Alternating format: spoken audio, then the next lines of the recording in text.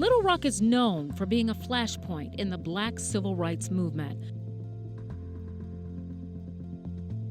Home to Central High School is where segregation was directly challenged in 1957, thanks to the Supreme Court's historic Brown versus Board of Education ruling. Fast forward just over a half century, and Little Rock is facing a different challenge: homelessness.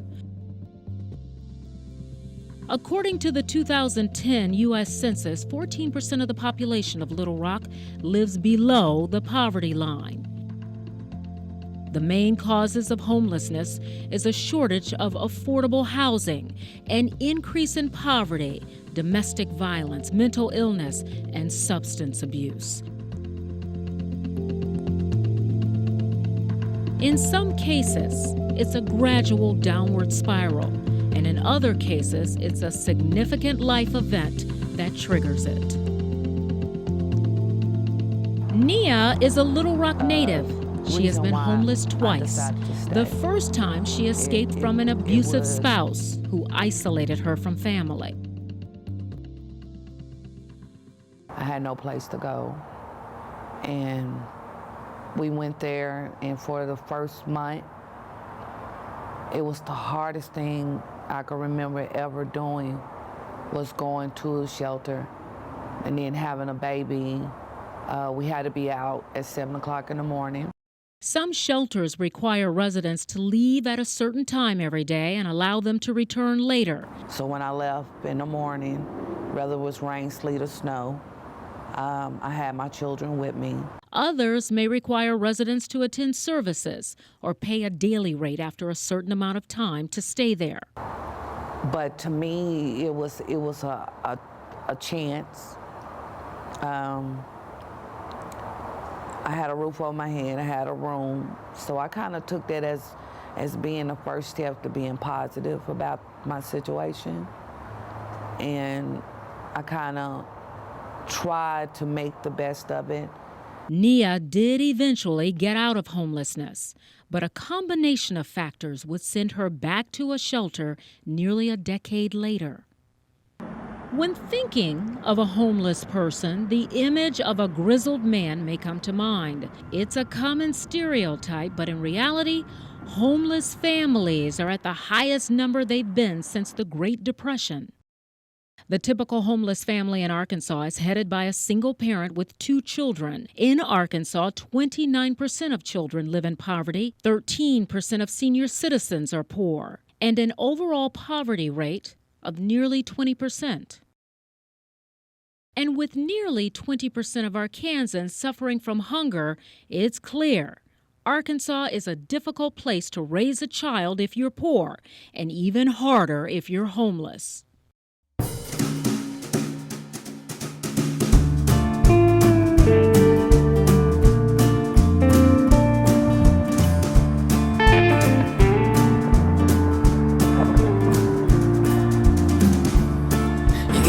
Tied up inside. Got Jesus on your mind. And a boy that just won't fight. 10 years ago, Little Rock earned the reputation of being the meanest city in America from the National Coalition of the Homeless. The report based its claims on the raising of homeless camps in the redevelopment of the downtown Rivermark district. It's come a long way since then, in part to the efforts of Dr. David Sink, an advocate for the homeless. I think we stereotype people who are homeless. I think we assume that they're all substance abusers or mentally ill or on the street. And although there are many of those, there are also those who, say, 3 weeks out of the month can live on their check, and the last month they're couch hoppers. They go from relative to their homes and ask if they can sleep on the couch for a couple of nights. So they're really not permanently homeless. I don't think many people are. I think instead that they are desperate to find things to get them through to the next paycheck or the next disability payment, whatever their source of income is. There's a horrible need for more shelter for women. There's been some excellent efforts recently providing for women, especially domestic violence shelters. But that's an area that could be improved. Dr. Sink is one of the inaugural professors in the William J. Clinton School of Public Service and also taught at the University of Arkansas, Little Rock. He was part of the committee to develop a 10-year plan aimed at ending chronic homelessness. The city of Little Rock decided to get a seat at the table, and truthfully they hadn't been very active and hadn't been too involved in dealing with the day-to-day problems on the street. So with some good leadership from the mayor and from the city manager, the city turned a corner, and through the prodding of a lot of activists in the community, I think got better at what they were doing. There's been a significant change, an improvement over the 10 years since then, and we've got a ways to go, but the city has stepped up. Has it done everything it should? No, but it's putting a lot of good money into various projects that help those who are homeless. I was doing a project in North Little Rock recently, and it caused me to get there very early in the morning, in fact, just after dawn. I walked down East Washington Street and stopped by a car, not paying much attention to it, until someone rolled the window down in the car. There were 5 people in the car, 2 adults and 3 children. And I apologized for waking them, and they said, that's okay, we have to get up and get going because the first feeding across the bridge is in 15 minutes. I realized they had slept there all night in that car. I'm afraid that happens a little more than we'd like to admit, and that's tough. It's tough because it's a family attempting to stay together. It's tough on the health and hygiene of that family, and it destroys whatever hope they have that they can get out of that. They don't choose to live in their car because it's a pleasant place to be. They're there because they can't afford to get into a shelter. There isn't room in the shelter. There's no place for them to stay in a camp on the river. They really are out of options. It's not to say we give up on them at all. We want to help them. But finding them sometimes is just as difficult as doing something with them. Yeah, skip that. Nobody ever thinks about the bottom just completely falling out. The neighbors aren't outside. No. You know, you have a lot of friends and you have a lot of family, and especially in a small town, but nobody wants to take in 4 people, you know, and you think, well, you know, I'll go stay on this person's couch and this person's couch and this person's couch, and I did. I just was doing a lot of couch surfing for a while. Ashley became homeless after her then husband went to jail.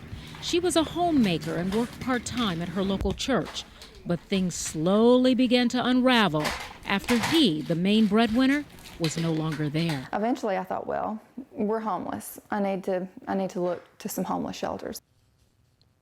She drove 3 hours from Crossett, a tiny town in South Arkansas, to Little Rock with her last $100. Before she left, the homeless shelter she called had room for her. By the time she arrived, the vacancy was filled. So we stayed in the car some. We stayed at the Compassion Center. That was really, really an eye-opener for me. We spent a good bit of time going back and forth to shelters. We stayed at the Salvation Army. We stood in line at soup kitchens. I mean, it was tough at first. And finally, we got in at our house. I called, and they had 2 beds. And they said, well, how many children do you have? And I told them 3. And they said, well, we don't have enough room. We've only got 2 beds. And I was like, look, please, you know, can we just push them together? I mean, we'll all sleep. And that's what we did. You know, they let us come. We pushed those 2 twin beds together, and we all just piled up.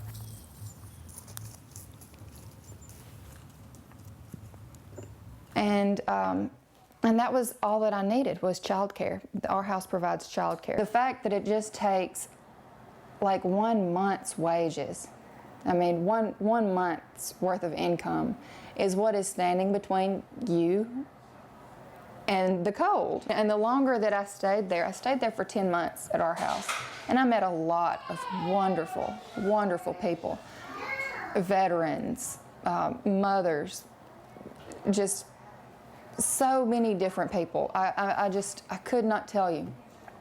And some of them were just the most wonderful people that you would just ever want to meet. And it really made me reevaluate a lot of my own values and a lot of the way that I look at other people. And it really taught me not to pass judgment.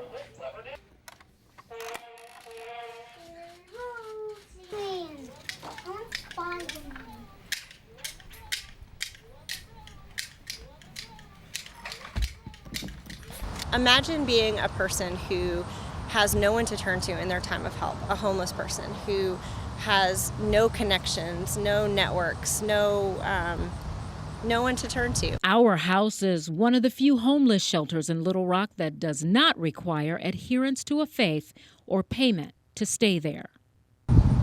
Our house, from the beginning, was set up to serve working homeless people, and that doesn't mean you have to have a job when you come in, but it means that our focus is to help families with children as well as single individuals who are homeless and are willing and able to work. In the coming year or two, we anticipate a career center. Right now, we're serving about 550 adults every year with services that connect them with over 200 employers. We want to see those numbers continue to grow, and the only way we're going to be able to do that is with a complete overhaul and renovation of our career center, of our adult education center, of all of those services that help lift out the children out of poverty and also help lift their parents out of poverty at the same time.